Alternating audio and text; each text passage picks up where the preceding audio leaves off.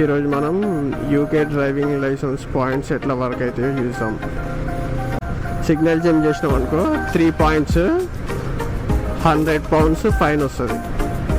3 points £100 signal jump. Over speeding చేస్తే 3 to 6 points fine వచ్చేసి £100 నుంచి 2500 మధ్యలో.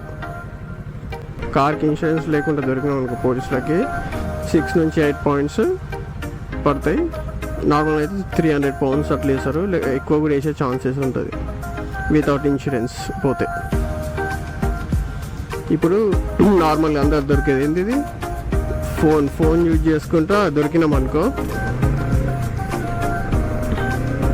6 points పడతాయి. 6 points £200 యూజింగ్ ఫోన్. చాలా మంది దొరుకుతారు ఫోన్ యూజ్ చేసుకుంటే డ్రైవ్ చేస్తారు చాలా మంది. ఒకవేళ అంటే కెమెరాస్ కూడా ఉంటాయి డిటెక్ట్ చేసేటివి, అట్లనే కెమెరాలు కాకుండా డైరెక్ట్ పోలీసులకు కూడా దొరుకుతారు. దొరికితే 6 points £200 ఫైన్ ఫోన్ యూజ్ చేసుకుంటే డ్రైవ్ చేస్తే. అసలు అయింది ఉన్నది డ్రంక్ అండ్ డ్రైవ్. ఒకవేళ ఆల్కహాల్ కన్జ్యూమ్ చేసుకొని దొరికినాం అనుకో 3 నుంచి 11 points మధ్యలో వేస్తారు. సేమ్ 100 నుంచి 2500 మధ్యలో వేస్తారు ఫైన్.